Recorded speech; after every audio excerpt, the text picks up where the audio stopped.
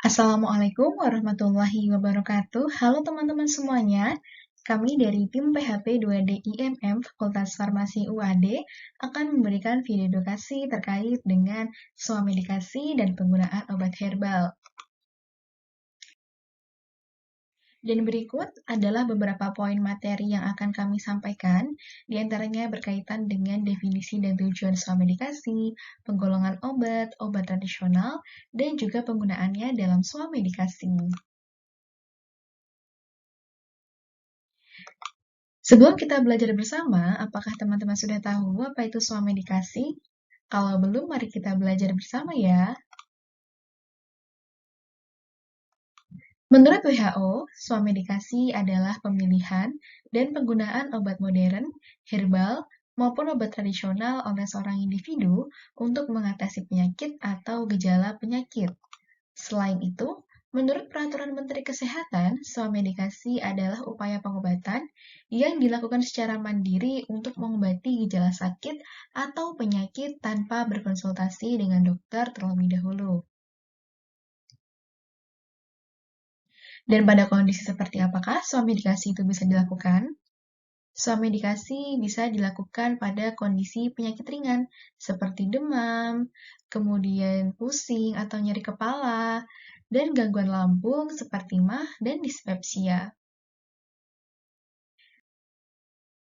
Selain itu, kita juga harus memperhatikan hal-hal pada saat kita melakukan swamedikasi, di antaranya berkaitan dengan jenis obat, karena banyak sekali kategori ataupun logo. Di antaranya seperti yang terlihat di layar ya teman-teman, ada beberapa logo. Yang pertama ada logo lingkaran berwarna hijau. Di situ artinya adalah obat bebas, di mana teman-teman bisa bebas membelinya di apotek atau di toko obat yang berizin tanpa resep dokter.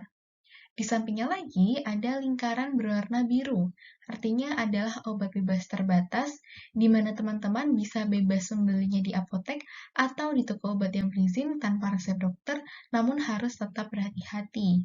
Di sampingnya lagi ada lingkaran berwarna merah, di tengahnya ada huruf K, yang artinya adalah obat keras, di mana teman-teman tidak boleh membelinya tanpa resep dokter. Di sampingnya lagi ada lingkaran berwarna putih, di tengahnya ada pedali warna merah. Di situ adalah logo untuk obat-obat berbahaya, obat yang paling berbahaya, yaitu untuk golongan narkotika dan psikotropika. Selain itu, kita juga harus mengenali logo dari obat-obatan tradisional. Misalkan, pohon berwarna hijau, ini adalah logo untuk obat jamu, di mana kita tahu jamu itu dari bahan yang herbal. Di sampingnya lagi ada 3 bintang berwarna hijau yang artinya adalah logo untuk OHT atau obat herbal terstandar. OHT ini berbeda dengan jamu, perbedaannya terletak pada teknologi yang digunakan, yaitu lebih canggih dan pastinya lebih higienis. Di sampingnya lagi, ada salju berwarna hijau. Ini adalah logo untuk fitofarmaka. Untuk fitofarmaka ini mirip dengan OHT, namun fitofarmaka ini sudah disertakan dengan obat modern dan proses pengolahannya juga lebih sulit. Dan fitofarmaka ini juga sudah terstandar dengan adanya bukti-bukti ilmiah. Kita juga harus memperhatikan terkait tujuan penggunaan atau indikasinya. Misalkan pada paracetamol indikasinya itu untuk demam, kemudian ada Atapulgit indikasinya untuk diare, dan Oralit indikasinya itu untuk mencegah dehidrasi. Selain itu, juga kita harus memperhatikan terkait aturan penggunaan, dosis pemakaian, frekuensi, serta durasi waktu pemakaian. Misalkan, contohnya, kita mengonsumsi paracetamol dengan dosis 500 mg dan dikonsumsi 3 kali sehari setelah makan, seperti itu. Selain itu juga, kita harus mengenali atau memperhatikan terkait efek samping yang mungkin muncul terkait dengan penggunaan obatnya. Untuk efek samping ini bisa kita temui pada label kemasan produknya. Selain itu juga kita harus memperhatikan terkait dengan populasi dan kondisi khusus, misalkan pada kondisi ibu hamil, karena ada beberapa obat yang itu tidak bisa dikonsumsi oleh ibu hamil pada trimester 1 dan juga trimester 2. Untuk itu kita sarankan agar berkonsultasi dengan dokter terlebih dahulu. Selain itu, pada kondisi penyakit penyerta, misalkan pada gangguan hati atau gangguan ginjal, karena ada beberapa obat yang dimetabolisme di organ-organ tersebut dan membutuhkan penyesuaian dosis atau membutuhkan perhatian yang khusus. Mengingat dengan banyaknya potensi sumber daya alam yang ada di Indonesia, maka kita perlu memperhatikan pemanfaatan dari obat tradisional dalam swamedikasi. Obat tradisional itu bisa berupa herba segar, kemudian produk olahan sederhana seperti jamu, dan juga beberapa produk dari obat herbal dan fitofarmaka pastinya. Dikutip dari BPOM, obat tradisional merupakan bahan atau ramuan yang berupa tumbuhan, hewan, mineral, atau sediaan sarian atau campuran dari bahan tersebut yang secara turun-temurun telah digunakan untuk pengobatan dan dapat diterapkan sesuai dengan norma yang berlaku di masyarakat.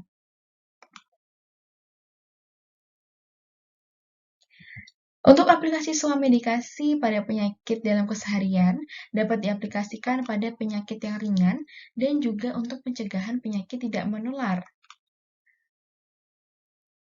Contoh yang banyak ditemui di lapangan atau di masyarakat adalah swamedikasi untuk penyakit gangguan lambung. Contohnya itu ada dispepsia, MAH, dan juga peningkatan asam lambung, ditandai dengan adanya kembung, begah, mual, hingga muntah. Untuk itu kita harus bisa mengenali penyebab dari gangguan lambung tersebut.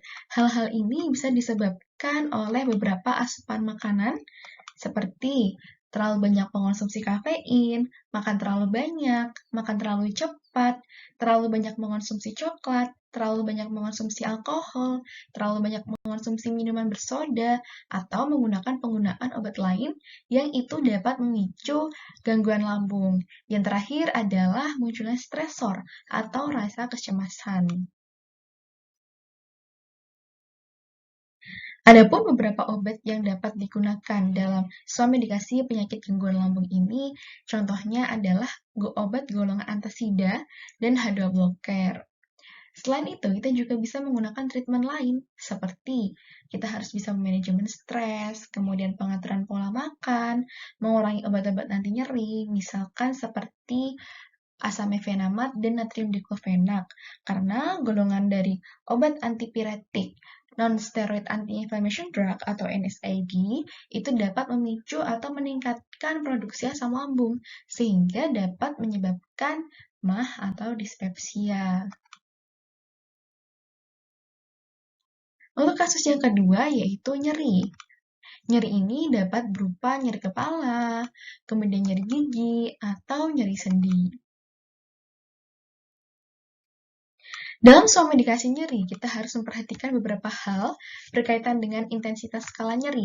Apakah nyeri itu nyeri ringan, nyeri sedang, ataukah nyeri berat? Selain itu juga terkait dengan frekuensi dan durasi waktunya.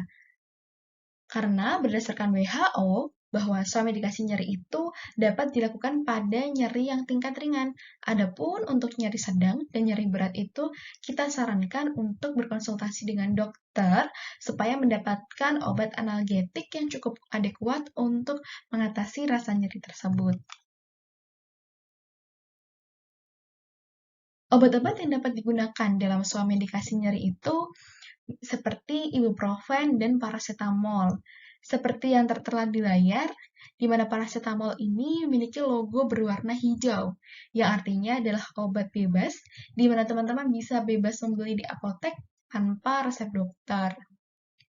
Untuk ibuprofen, di sini ada logo berwarna merah, di tengahnya ada lingkaran huruf K, itu artinya adalah obat keras, di mana teman-teman tidak boleh membelinya tanpa resep dokter.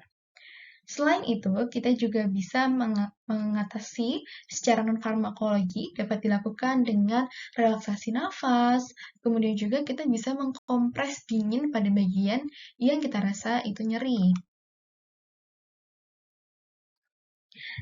Selain itu, swamedikasi juga dapat dilakukan dalam penyakit tidak menular. yang banyak ditemui di masyarakat seperti hipertensi, diabetes mellitus, asam urat, dan juga kolesterol. Dalam video edukasi ini, kami hanya menyampaikan satu contoh kasus saja, yaitu hipertensi. Dikutip dari Dipiro et al., hipertensi adalah kondisi di mana keadaan di mana terjadi peningkatan tekanan darah lebih dari sama dengan 140/90 mm hidrogram. Karena hipertensi juga disebut dengan silent killer, maka penting bagi kita untuk selalu memonitoring kadar tekanan darah secara berkala, terutama pada orang-orang yang sudah memiliki faktor risiko maupun yang memiliki riwayat hipertensi. Adapun gejala hipertensi yang banyak ditemui di masyarakat seperti pusing, kemudian sesak napas, kesemutan, nyeri tengkuk, dan juga sakit kepala.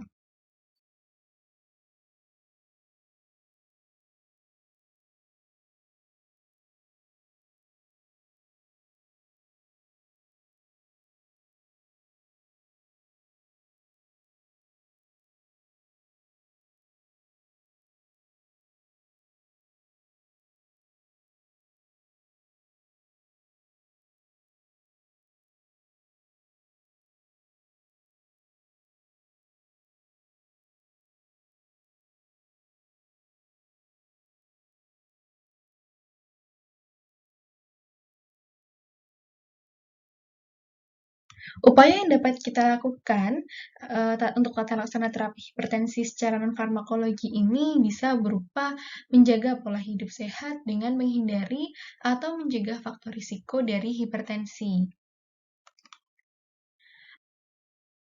Pada penderita hipertensi, kita bisa melakukan pengaturan diet dan adapun makanan yang direkomendasikan itu antara lain pisang, kemudian sayuran hijau, kentang, ikan, yogurt, dan juga susu skim. Untuk itu, ada beberapa hal atau tips yang bisa kita berikan pada penderita PTM atau penyakit tidak menular, yaitu cegah PTM dengan salam. S. Seimbangkan asupan gizi dan pengaturan diet garam, karbohidrat, serta lemak. A. Atur dan kelola stres. L. Lakukan aktivitas fisik dan olahraga ringan. A. Atur dan kelola jam istirahat. Dan M. Monitoring kondisi kesehatan. Baik, sekian video edukasi dari kami, tim PHP2DIMM Fakultas Farmasi UAD. Semoga video ini bermanfaat, dan sampai jumpa. Wassalamualaikum warahmatullahi wabarakatuh. Sehatkan keluarga, sehatkan bangsa.